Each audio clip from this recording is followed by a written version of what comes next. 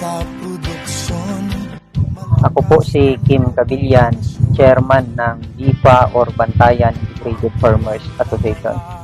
Ang masasabi ko po tungkol doon sa aming FFS or Farmers Field School ay napakalaking bagay po talaga para sa amin na mga farmers dito sa Bantayan, part po ng Kabangkalan City. Dahil sadyang totoong marami sa amin ang marurunong ng magtanim. Ganun pa man, mula nung nag-aral kami tungkol sa mais, ang itinuro sa amin ng Department of Agriculture, tulong po at mula din po sa mga DA at mga technician po na talagang nagmamalasakit sa amin, ay totoong napakalaking bagay po pati ng pagbabago sa bawat isa sa amin.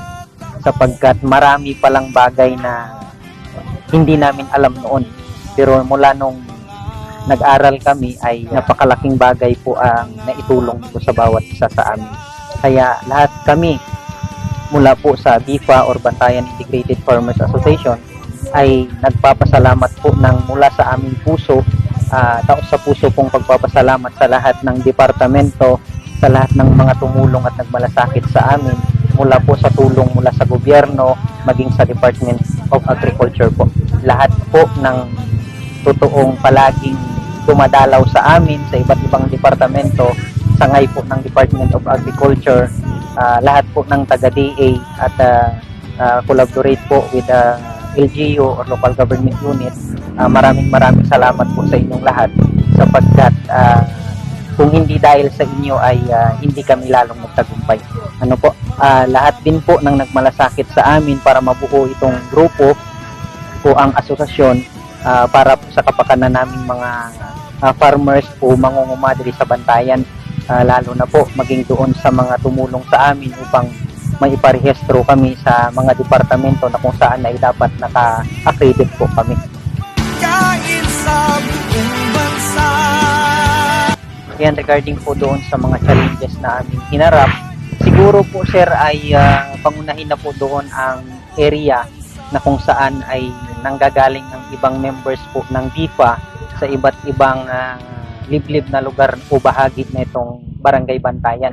Yung iilan po sa kanila ay sumusuong pa po sa baha bago makatawid para lang dumalo po sa aming isinasagawang FFS.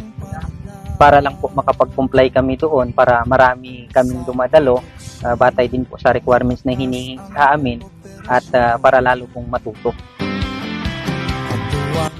Ayun po, regarding doon sa impact niya sa amin ay ang una siguro po ay ang mental stability po. Yun ang una-unang ipagpapasalamat ko.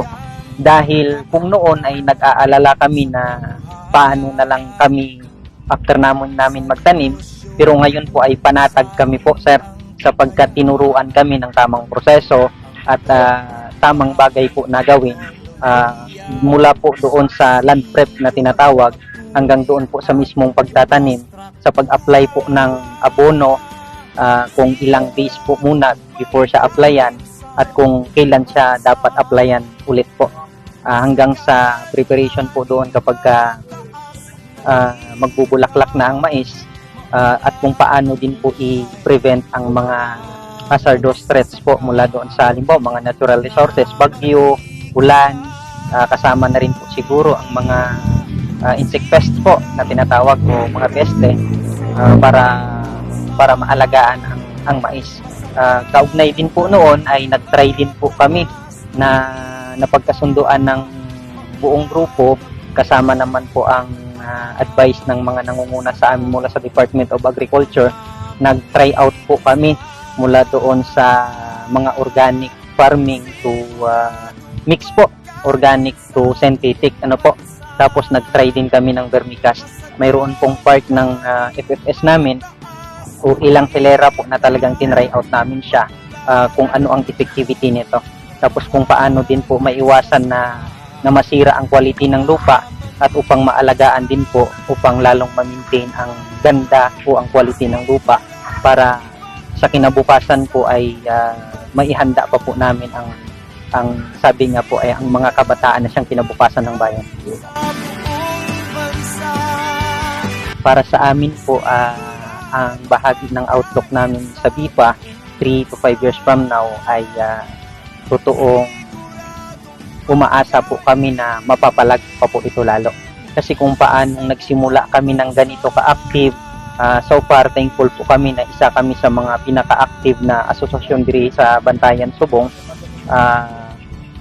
Tinitingnan namin na lalong lalago po ang BIFA sa tulong din po ng bawat departamento sa ngayon ng gobyerno, Department of Agriculture, at malasakit din po ng bawat individual. Kasi kung papaano maging tuwing FFS man po namin, tuwing nagpapatawag ng meeting, ang totoo po, maging sa mga gugulin at bayarin namin in order to comply lang po sa mga requirements, talagang full support po ang mga membro.